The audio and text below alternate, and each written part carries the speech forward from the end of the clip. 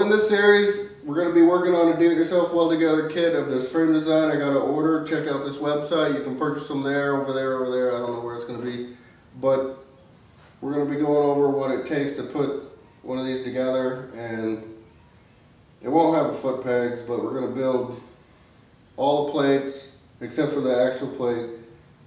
You'll see how I build the engine plates. But let's get to it. Let's build this do-it-yourself kit. And so we're going to grab some tubing. I'm going to grab my tripods. We're going to cut and measure and bend some tubing in it.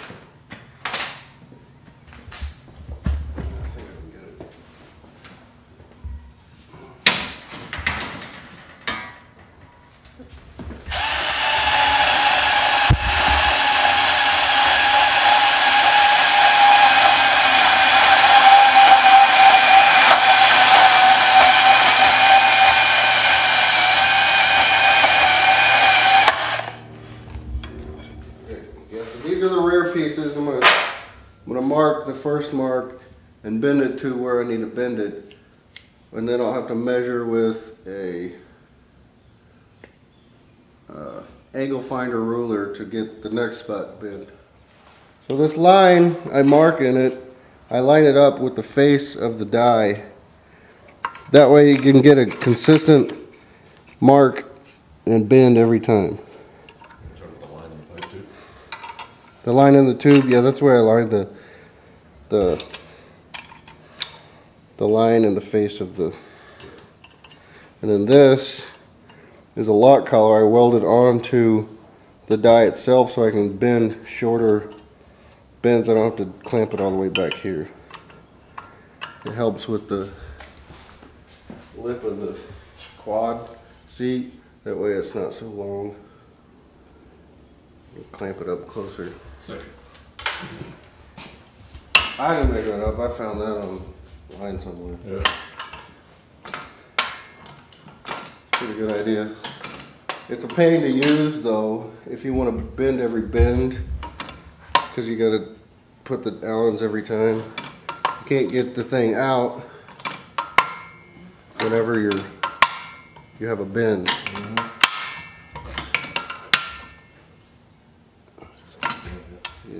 So this is an angle finder ruler. It'll tell you what angle you have. I'm just going to use it to mark the next line.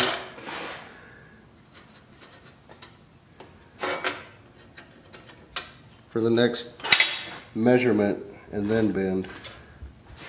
So like this one is right at almost 6 9/16, so that's where I'm going to mark this one. If I have to tweak it, I'll show you. 110. So, got this mark lined up. I'm going to offset it because the frame leans in a little bit, so you need to offset it some so it's not just straight, because it's not just straight frame. This, so offsets are flat and with the surface.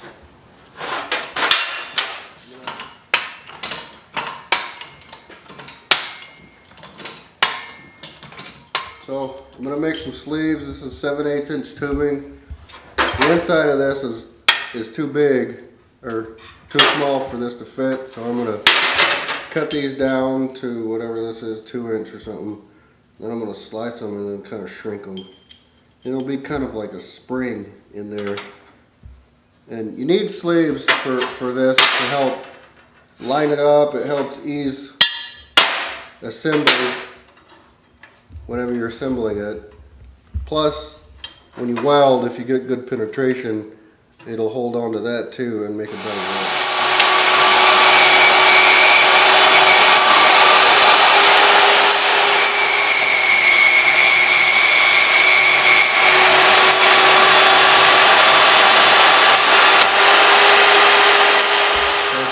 Slicing these, and I'm gonna have to cut them a little wider, but I'll be able to smash them down to be able to fit.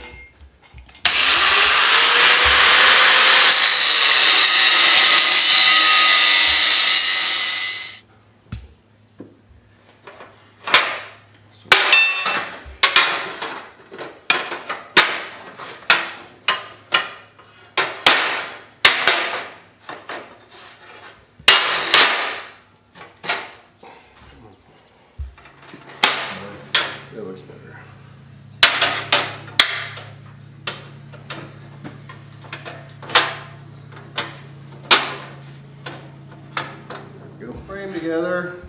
I had to trim a little bit of the top, which I knew I was going to have to do because this is the first frame I ever did, and I never got everything perfect.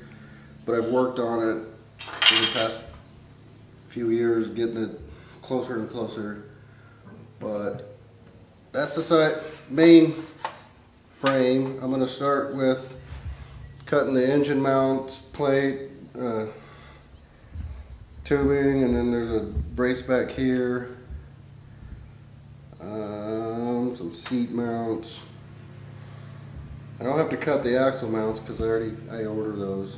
Eventually I'll cut them. But yeah, let's start cutting and notching some more tubes.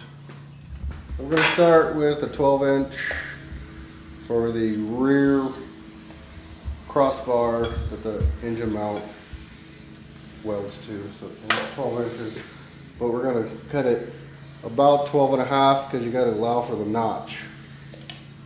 Good shot.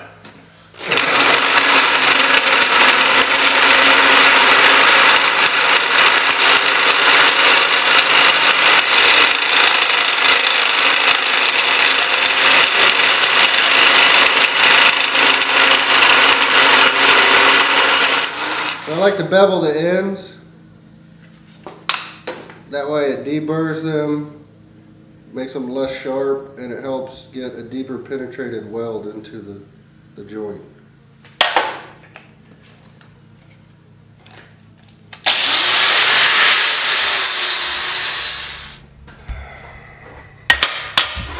So I'm going to cut a 10-inch plate, and then I'm going to mark it, drill some holes, and cut out the slots for the chain tension. Pretty simple, but it's not easy.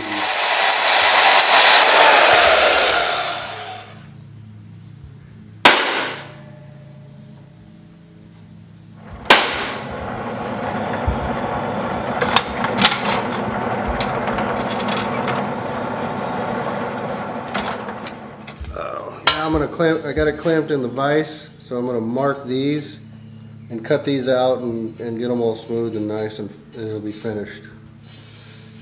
First I got to kind of oval the hole so I can get my jigsaw in there.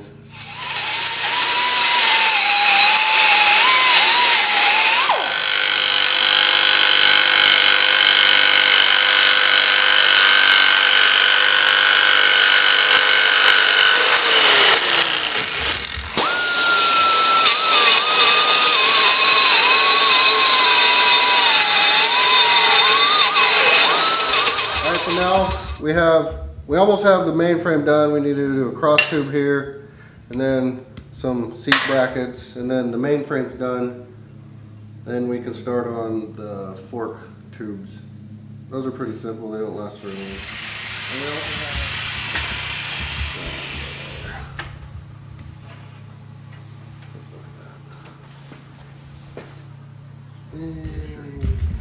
I got this 1-inch by 1/8 flat pipe I'm going to use for the seat mount. Just come across here and here. So I leave these blank instead of drilling the holes, so you can drill them for whatever custom seat you have or make or whatever. Pretty simple. You can put these wherever you want too. If you have a short seat, or I like to make a long seat about 16 inches, I think. Or you can have a short seat. I've got the notch in them. It's an 8-degree notch. Now I'm going to put them in the bender and bend them, I think it's 20 degrees forward. I have an option for straight bars or bent bars like it's on the other frame. But these are going to be bent. Okay, so we got the fork tubes bent and notched. I need to cut a couple cross tubes and then cut some neck mounting tabs. And then I got the upper cross tube bent, and then these are the handles. They just kind of slip in there and weld.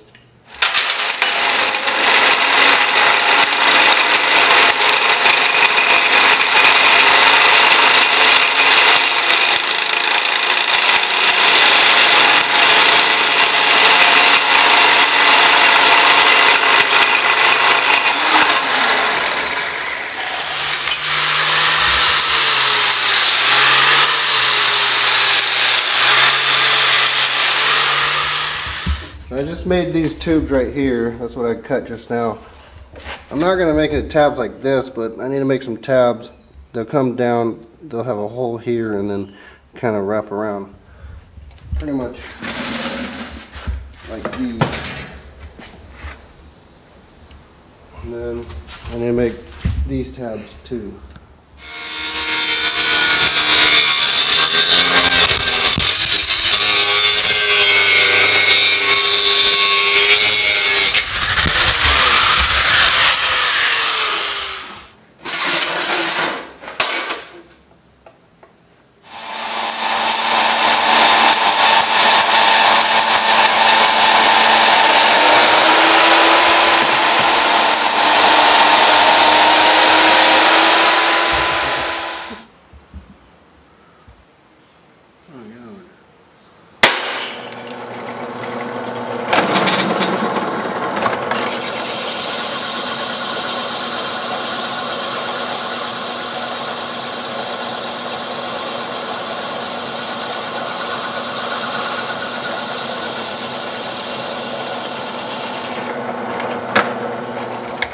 Okay, so on these axle tabs on the do-it-yourself kit, I drill them out to 3/8, and then you can either drill them out to the 12 millimeters. I think some are 10 millimeters, some wheels that you find, some are 12 millimeter, and a lot are 5/8 axles. So I just drill it out to 3/8, that way they can be drilled to whatever size you need.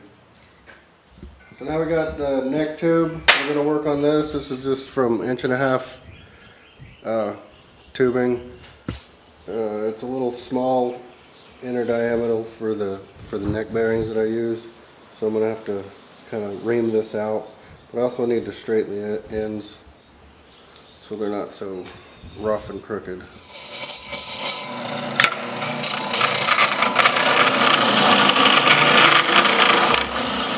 These bearings are what I use. They're wheel bearings, pretty much wheel bearings in a go-kart wheel or something, but I use them for the neck. It's not quite large enough inner diameter to fit, so I'm going to ream them out with this step drill bit to get it started, and then I'll finish it with this hole saw.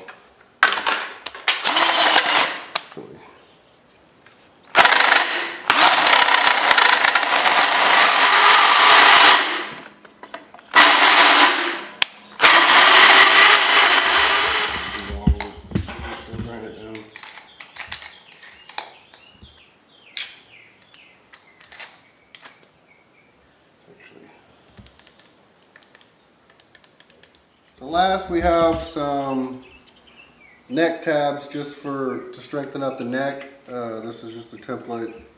You can tell it's been used pretty good. Pretty simple, made from 16 gauge. It works on both do-it-yourself kits. And they just go right there. Maybe this one goes this way, I don't know, but they work pretty close. That's it. But yeah, let me cut these, get my shears out, and I'll grab a sheet of 16 gauge to cut them out.